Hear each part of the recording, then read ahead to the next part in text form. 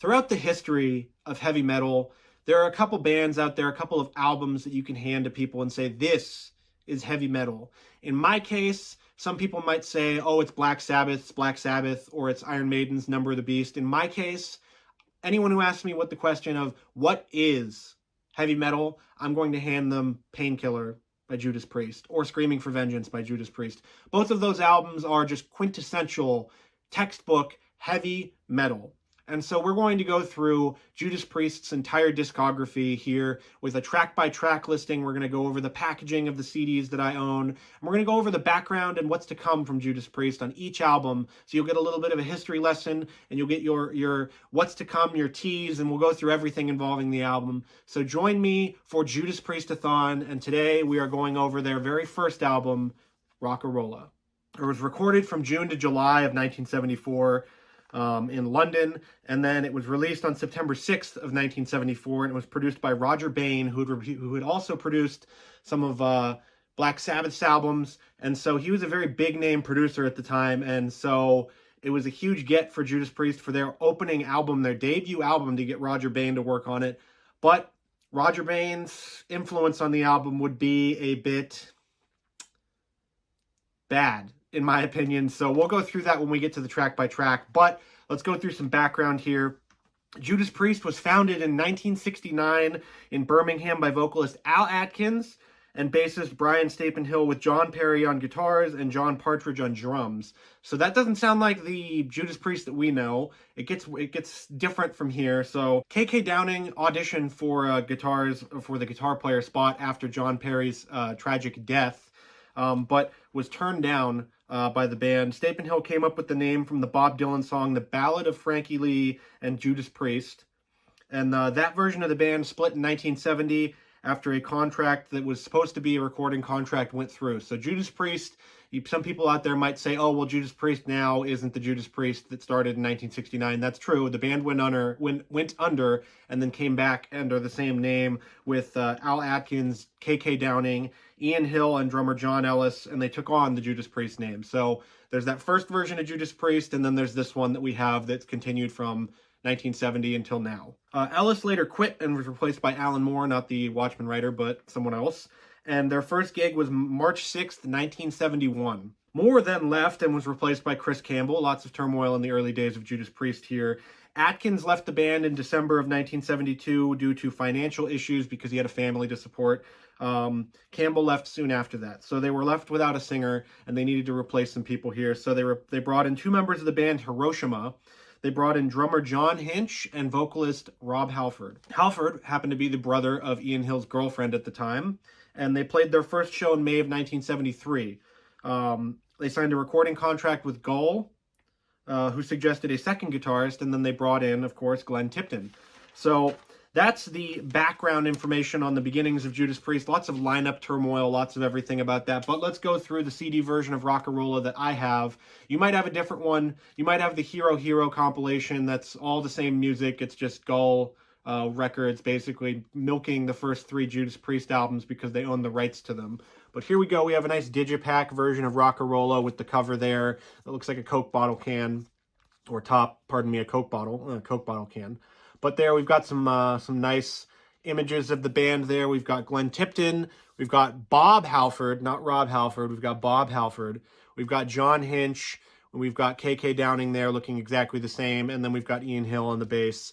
And then the track list here, which is different than some other track lists that might bump together some of the songs or put them all on one big gigantic amalgamation. But we've got One for the Road, Rocka Rolla, Winter, Deep Freeze, Winter Retreat, Cheater, Never Satisfied, Run of the Mill, Dying to Meet You, and of course CAVIAR and METHS, all of which have some great stories from them.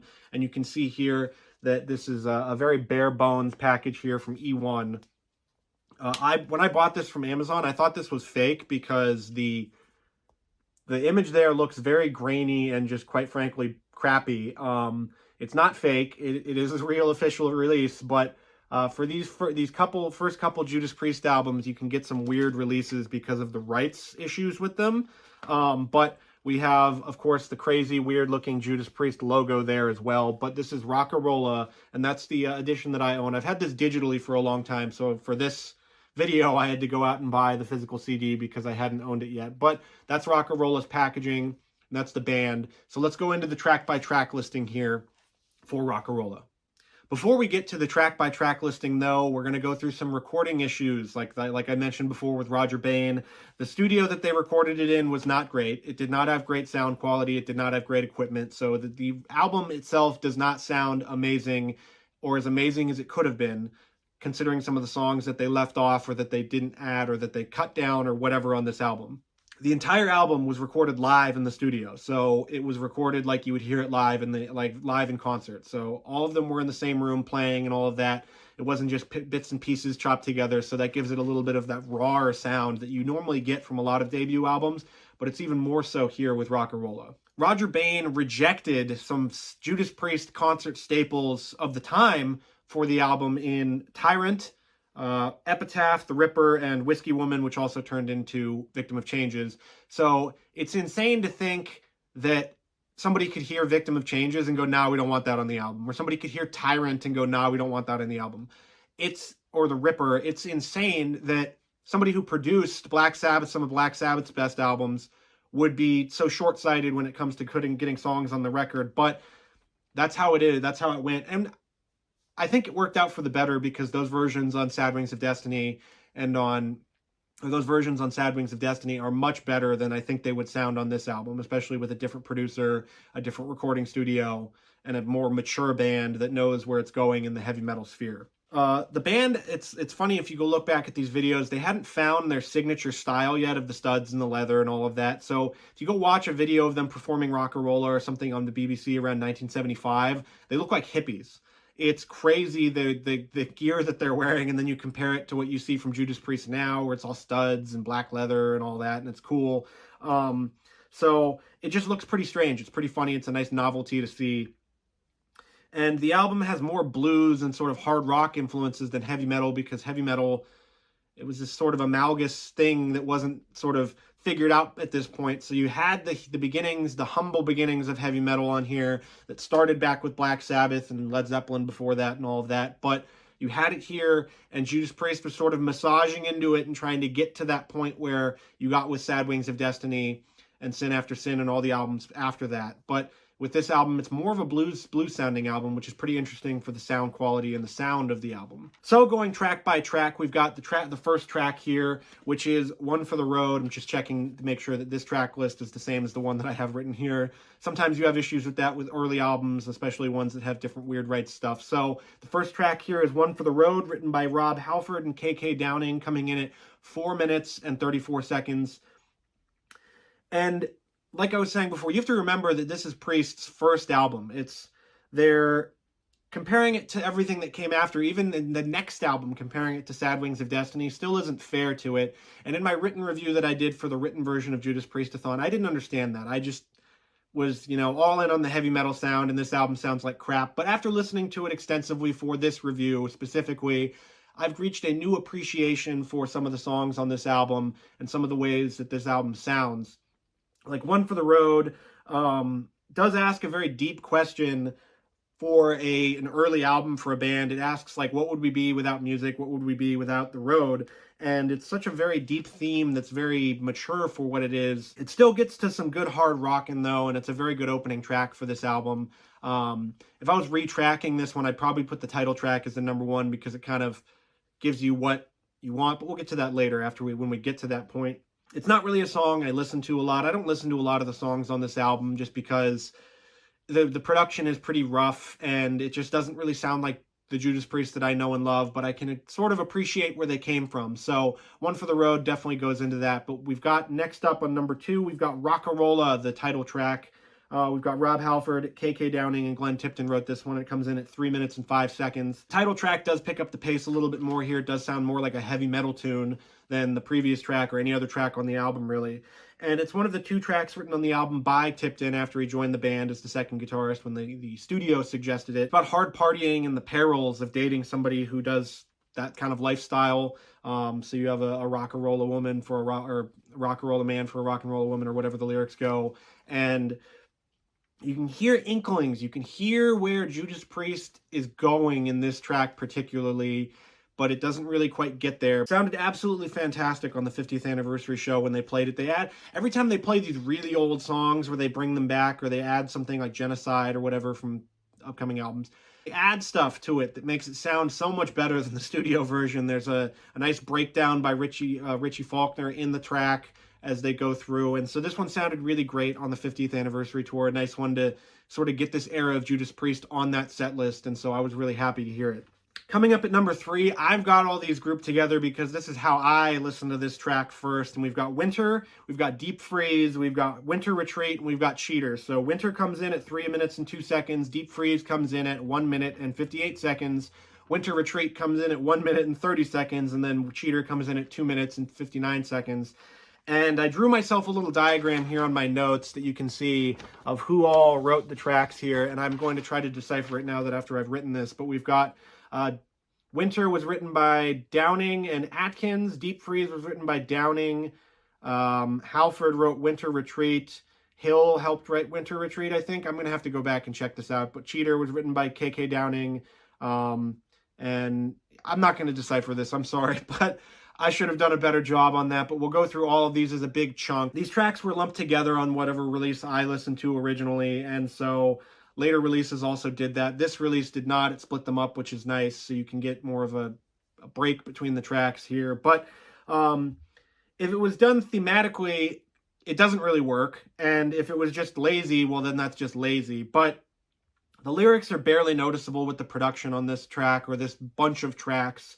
The riffs are washed out. The production just takes away the impact of it. It just takes away everything. It strips it away. And a lot of the times with these debut albums, the production, the raw production, people love that. But here it kind of messes with the overall vibe of the track and it really takes away from it. So I don't really dig it. It's not my favorite thing on here. There's definitely some great riffs that you can sort of hear, but the production takes a lot of that away. Roger Bain was a big pain in the ass apparently in the studio. And the studio limitations just don't help this track or tracks here that we have here. This was a relic of that 70s style, that sort of spacey style we had of rock.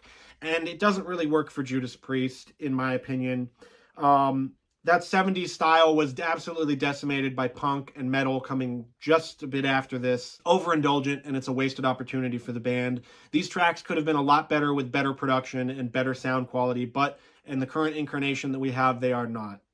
Cheater is the best song of the bunch. It's the most Judas Priest sounding song that we have here, but I'm not a fan of this softer stuff. It reminds me of sort of fluff, like the song from Black Sabbath, from Sabbath Bloody Sabbath, which is a terrible song that I don't really like, and I've made fun of for years because it is fluff, and that's what it is on the album.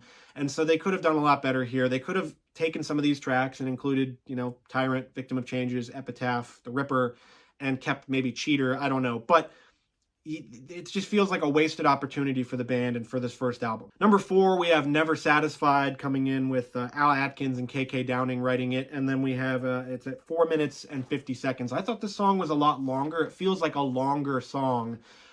Judas Priest did bust this out on their Epitaph World Tour. People really didn't understand or know the song when they were playing it. I'm sure there were some of you out there that did, but famously on that tour, Rob Halford had to explain that this song is from Rocka Rolla. It's from their first album. But on that tour, it did sound great. I loved that, hearing that. It's my second favorite track on the album. It's the only one of the 2 tracks on this album to be played live since the 70s, which was Rocka Rolla. And this one, they haven't played this song in a long time, since that Epitaph World Tour. It's about as heavy as the time period would allow, really. Like, this is the heavy metal track on the album, and that's why it's one of my favorites. It's heavily blues-inspired, like a lot of heavy metal tracks were from the time period, but you get sort of that coalescence of, or whatever, that mixing of blues and metal and rock to get a weird sort of amalgamation that's not quite heavy metal, not quite blues, not quite hard rock, but you get it all in this track. You get your first great Rob Halford scream at the end of this one, and so you can hear what's coming, and it's so frustrating because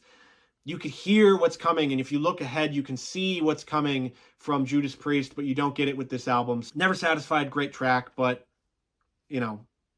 not one of their best. Run of the Mill is the 5th track on my track listing, and then, of course, it's the 8th track on the album. I had to do math in my head there. I was told there would be no math.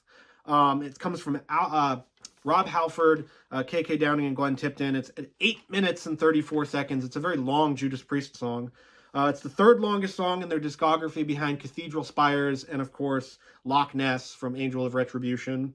It flashes the progressive side of just Judas Priest, so you get more of that progressive metal style with Iron Maiden and those other bands like Dream Theater and stuff like that later. But you get a little bit of that progressive style here from Judas Priest, which is interesting to hear, especially on their first album. It's also the first song written for Rob Halford's vocal range. All these other songs were written more for Al Atkins' vocal style, so you get it here, the first song for Rob Halford. Some good Rob Halford vocals here and some good riffs that you get, you know, showing off that sort of KK Downing, Glenn Tipton pairing of riffs and writing together that you get throughout Judas Priest's history that's really successful. It's a deep subject matter about someone looking back on their life and realizing that they have some regrets, they didn't live the way that they wanted to, and it's a profoundly powerful track that shows off where Judas Priest was going, but it is very long. It is sort of a progressive track, so some people out there might not like it. But it shows off what's to come, which is really good about this track and this album in particular for Judas Priest. Number 6, we have Dying to Meet You, Hero Hero, which comes from Rob Halford and KK Downing at 6 minutes and 23 seconds. It's the last track with vocals on the album. It is a very much so a product of its time, of that sort of mid to late 70s rock metal. It's 2 songs stitched together, with Hero Hero being much better than Dying to Meet You. Much harder than its era allowed for, basically. So you have another track here which it's laying the foundation for heavy metal here, but not quite getting to that point. So you have the riffs that overpower Rob Halford's vocals for the first and only time in human history. And it's about the horrors of war, and doesn't really have a standout moment to me, and it doesn't really stand out from the rest of the album, but you do get to see a little bit of what's to come here from Judas Priest. Number 7, we have a stilted, cut-up version of the intro of CAVIAR's and METHS from Al Atkins, KK Downing, and Ian Hill, coming in at 2 minutes and 2 seconds. This was originally a live staple that was, you know, a 14-minute long set closer for Judas Priest, but now on this album was cut down to 2 minutes and 2 seconds just to get the intro of the track. Roger Bain deemed it too long for the album, so they didn't want to have the full 14-minute version when they could have just had, you know, an abridged sort of version. Lots of bands do that. Lots of bands did that at the time, where they had these 14-minute jam whatevers and then turned it into a 5-minute track. But they didn't do that here. They just did the intro of the track, and so you lose a lot of it. Al Atkins ended up recording the full 14-minute version for his album, his 1998 album, Victim of Changes, and you can listen to it there. The song in this version, or its current incarnation on the album, is nothing special. It's confounding how they would end the album this way, with sort of just a weird instrumental, and it's just a product of Roger Bain's poor production on this album, which goes to show why he got booted and they brought in a new producer for Sad Wings of Destiny. But yeah, there's not much to say about CAVIAR and METHS, because it's not the actual song. It's just the introduction to the song, and it just closes the album out on a strange and sort of, kind of way. And so it would have been better if we got somewhere halfway in between the 14-minute version and the version we got. I don't know what that would sound like, but at the end of this album, it does end on sort of a disappointment with that. So that's the track-by-track listing, and we're going through the legacy of Rocka Rolla. And so the legacy of Rocka Rolla, it's the start for Judas Priest. It is a product of the era. It had a low production value, a low budget. The band was choosing whether or not they wanted to record or eat at the time. Did heavy metal even exist yet in its current incarnation? Black Sabbath was only 4 years old for this, and so it's hard to think that this turned into what we know as Judas Priest. Like, this turned into Painkiller at some point. And so you see the evolution from just like bluesy, hard rock, sort of hippie band with some of those 70s stylings thrown in there. But it is a fine debut album. It's not one of the best debut albums. In my original written review, I gave it a 5 out of 10. It's not one of my favorite Judas Priest albums to listen to. On, you know, subsequent listenings and deeper listenings, I'm going to bump that score up to like a 6 out of 10. It's still not one of my favorites. It's not horrific, but I don't listen to a lot of the tracks on this album in my playlists and on my phone and all of that. It sold less than 10,000 copies, and the band was starving. It's a minor miracle for the heavy metal sound that did end up getting through on the recording because of Roger Bain's poor production. But it did have some simmerings, some hints of what's to come with Rocka Rolla, with Cheater, with Never Satisfied, and Run of the Mill. But it's not a fantastic debut, and it's strange. It's funny to think that they go from this to Sad Wings of Destiny, which is just a complete turnaround in production, in quality of the tracks, and heaviness of the tracks. So they'd go on to do Sad Wings of Destiny in 1976, but they ended up getting a terrible recording contract from Gull, and so Gull basically owns the rights to these first 3 albums, and they haven't relented, and they've re-released them and re-released them and repackaged them over and over and over and over again throughout the years. So that's why there's so many different versions of Rocka Rolla, Sad Wings of Destiny, and Sin After Sin in that Hero collection, which I almost bought when I first started listening to Judas Priest because I thought it was a new album. And then I actually looked at the track list and was like, wait, what the hell is this? It's just a reissue. But that'll do it for Rocka Rolla. That'll do it for Judas Priest-A-Thon's opening entry, the opening salvo of Judas Priest-A-Thon. Next time we'll go through Sad Wings of Destiny, one of the best second heavy metal albums, one of the best follow-ups to a first album out there. We've got Sad Wings of Destiny in 1976. So thank you for watching, and make sure to like, comment, and subscribe, and do all that YouTube stuff, because it really helps me out to know what you guys want to see. And so from me and Judas Priest to you, thank you for watching, and I will see you again for Sad Wings of Destiny.